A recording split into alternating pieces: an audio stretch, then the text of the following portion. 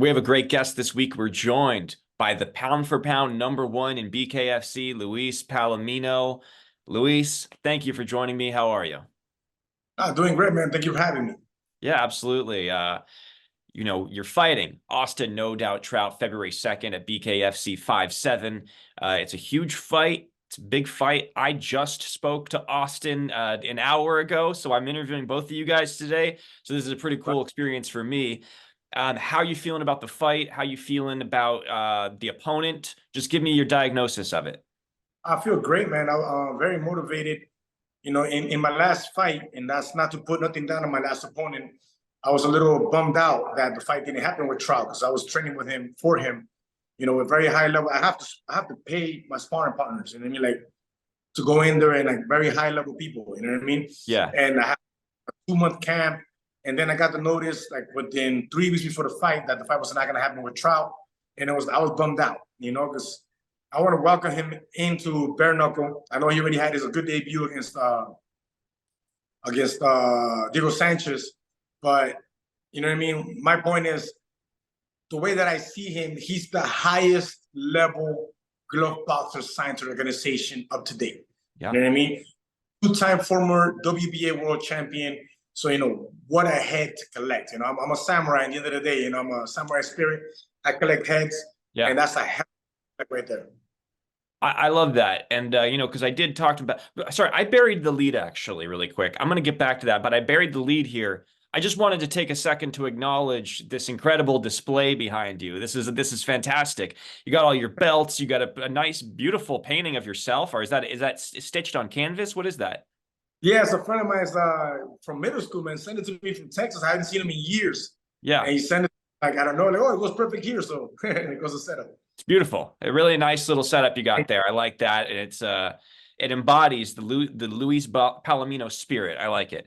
To get back to it, I spoke to Austin just 2 hours ago. I did an interview with him, and he said that he is the toughest opponent that you have ever faced. He gave you your respect, but he said that you've never faced an opponent like him before. Would you agree with that?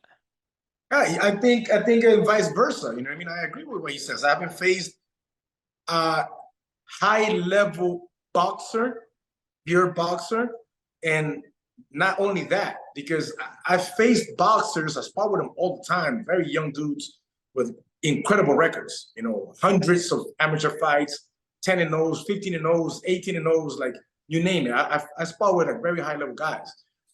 But this would be my first southpaw in the bare knuckle world. So, you're giving me the highest level boxer ever signed to the organization and my first southpaw at the same time all in one. So yes, I agree. It's a complete different fight for me, and I'm up to the challenge. I'm up for it, man. I'm more than ready for it. But vice versa.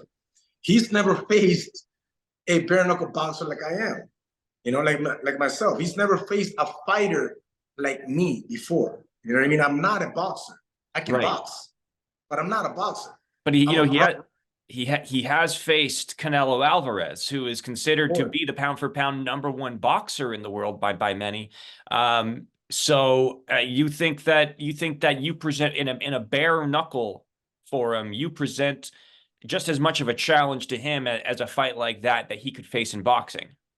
Yes, and he did a great fight against Canelo, from what I remember watching. Right? Yeah. And study his fights and everything, but you just can't compare glove boxing to bare knuckle, man. It's just a complete different world. In the end of the day, it's experience, right?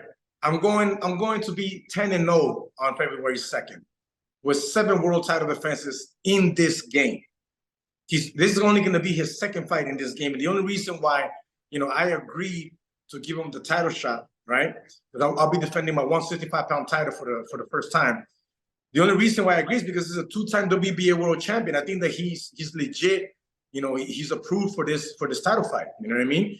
But you just can't compare the level of boxing with the level of bare knuckle boxing. It's two completely different worlds. You know what I mean? There's no like long filling out over here. There's no big gloves to make mistakes with. There's clinch work here. The rounds are shorter.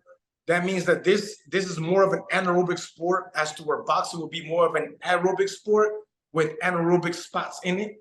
You'll have anaerobics, rallies in between the rounds. We're talking about, 10, 12 rounds of 3 minutes, more chill, more relaxed, more, this is different, man. This is, I can box, which I've been displaying how I can outbox most people in bare knuckle. That's why I'm the pound for pound, but I can also brawl, Can he do both? How do you see the fight playing out? Obviously, you're predicting yourself to win. You said you're going to be 10-0. How do you see this fight playing out? It's going to be high-paced. He's very comfortable relaxing behind his jab, relaxing behind his lead arm where there's the jab and hook, and trying to set up his right hand, his straight lefts, and his left uppercuts, right? I'm not going to give him that room to breathe, man. You know what I mean? Like, it's very simple. You either, when you have a boxer, you brawl a boxer. When you have a brawler, you box a brawler, And like I told you, I can do both. So when I come out to this boxer, it's going to be a nasty fight, man. This is going to be a nasty fight. You know what I mean? And finishing him before the end of the second round. I'm sorry, repeat that. You said you think you're finishing him before the second round? Before the second round, yes. Oh, so you're predicting a first round finish is what you're saying. I'm predicting a fight to end between the first and second round. Okay, because that is something that we've seen happening where, fights in BKFC, I think that you see more fights getting stopped in between rounds. So it's like, it actually makes sense. I mean, I've seen that. That actually leads me to my next topic here, because that's happened in the past, in the last Mike Perry fight. In between rounds, the Eddie Alvarez's corner essentially threw in the towel. And, you mentioned, you made your point about how Austin's never faced a brawler like you. And I think that's Mike Perry's sort of charm within BKFC, is that he's a brawler. That's how he's made his success, because he's not known for being like the purest fighter, purest like tactician in the ring, but he's a brawler. He has a chin, he can get cracked, and then he can get it back. So I think you would agree with me there. That's Mike Perry's ability to sort of be successful in BKFC. But last time there was a press conference, you called out Perry and Eddie Alvarez. Obviously, they were fighting, I think, 20 pounds higher than you and Austin are fighting, right? So it would be a different weight class. Is that the fight that you're targeting? Are you targeting a Mike Perry super fight in BKFC at some point? It's the only fight that I'm going to sign and agree to fight after this fight.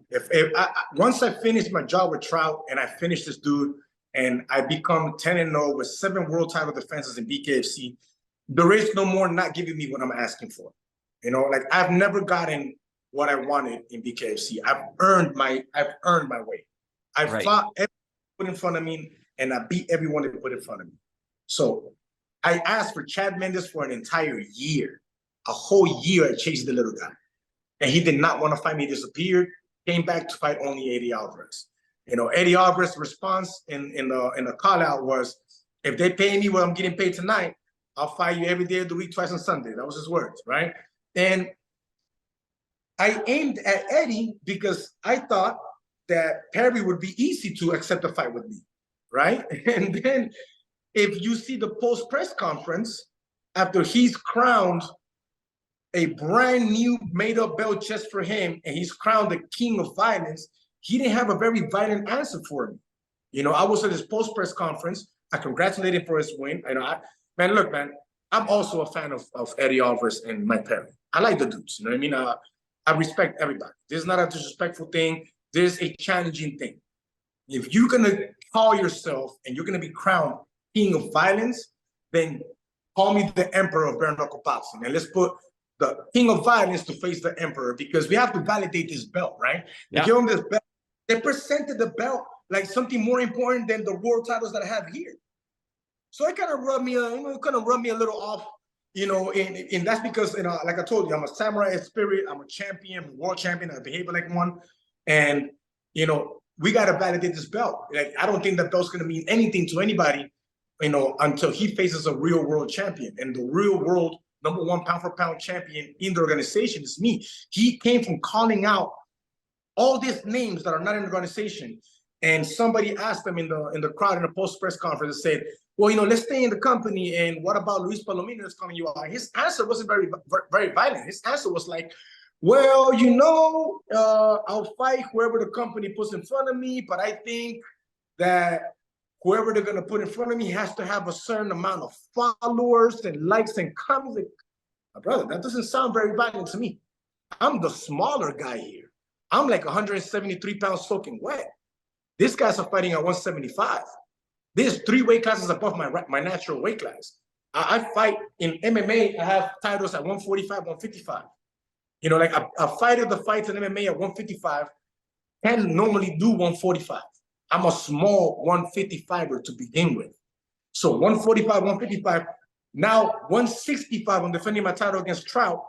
And I'm willing to go 175 because the little guys or the guys my size just will not face me.